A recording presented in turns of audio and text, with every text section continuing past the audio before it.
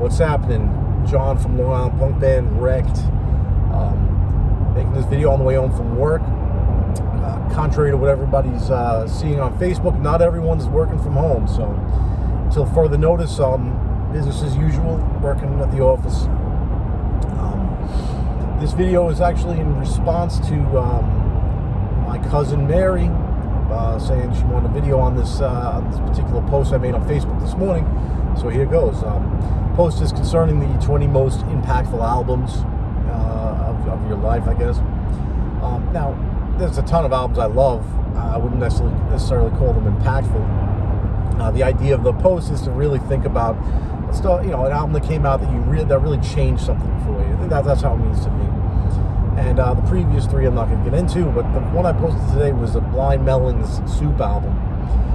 If you know about Blind Melon, they were known as the B-Girl band, meaning the song No Rain had a video with a girl in a bee costume, and it was very popular on MTV.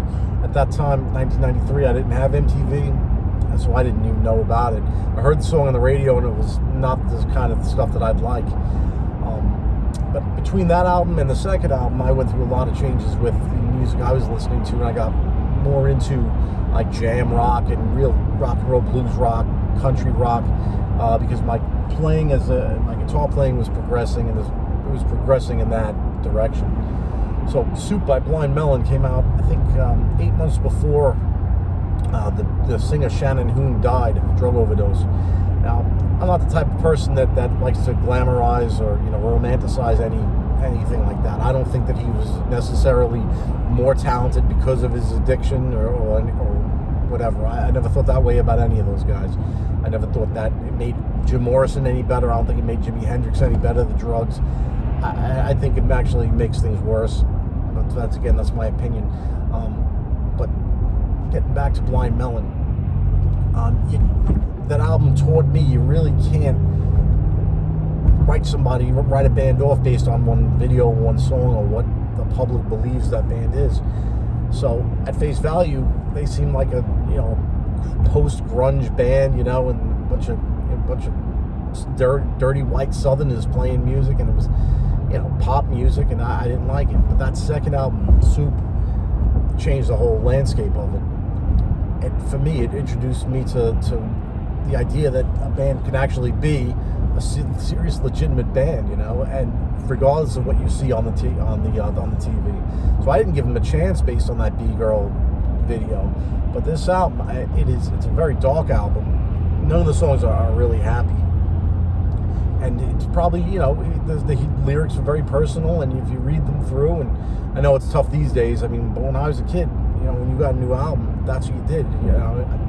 Put on headphones, take that CD booklet or the cassette booklet, whatever it is, and I would read along with these lyrics with the songs. That's how I cultivated my my interest in the band, and it is a great album. It really is. It's stark contrast to what they were known for, which is that jammy, happy-go-lucky type of attitude. This was real dark. It was real depressing shit. And the band he had at the time were all, phenomenal musicians, and it worked for them. The only drawback I had was that they had a song called Soup that they performed at Woodstock in '94. It's actually on that Woodstock double live CD that I used to have, and it's a great song, phenomenal. But didn't make the album for some reason or another. I don't know why. But it is on their the subsequent album, which was called Nico. It was released after Shannon Hoon's death, and it had a lot of outtakes and unreleased stuff, and so that's another great album to get.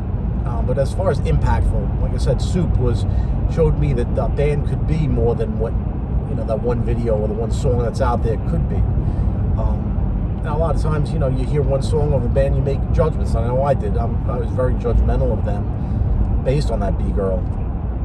And I was wrong, because those guys really could write really heartfelt, catchy songs and still remain within the pop genre of things, because after all, they're trying to sell music. They're not trying to, they're making it for the artistic integrity, sure, but you're making music to be bought, to play out, and that's the idea behind this whole thing, Again, I don't think his drug addiction, made it any better than what it was. I think he was a very good and a very insightful lyricist. And I think the band really played upon that and created these songs that really fit the lyrics very well, in my opinion.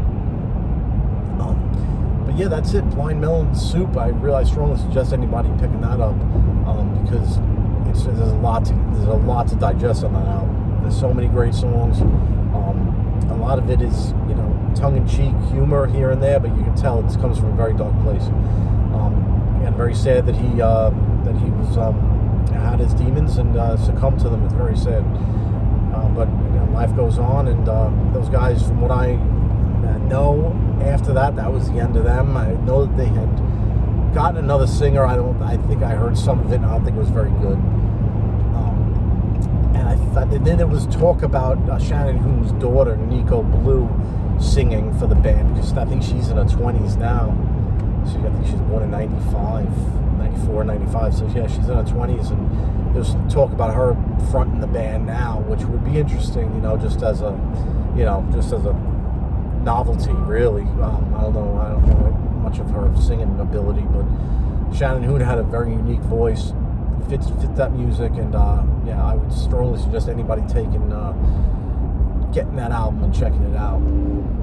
As far as the other ones I posted so far, the first three were AC/DC's Jailbreak, Iron Maiden's Live After Death, and Neil Young's Weld album, live album.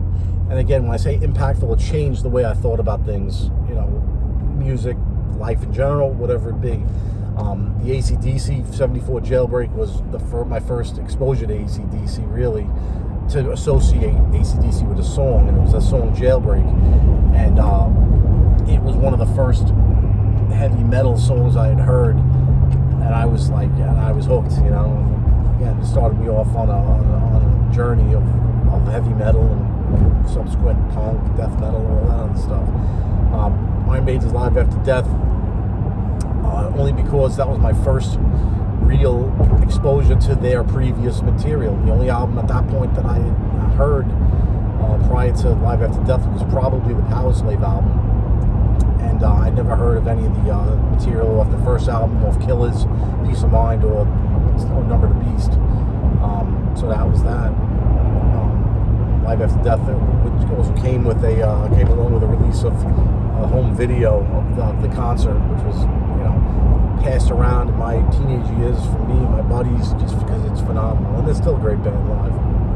And then yesterday's post was Neil Young's Weld, and that was just showed me that folk music can be played with the same intensity and the same feeling as heavy metal.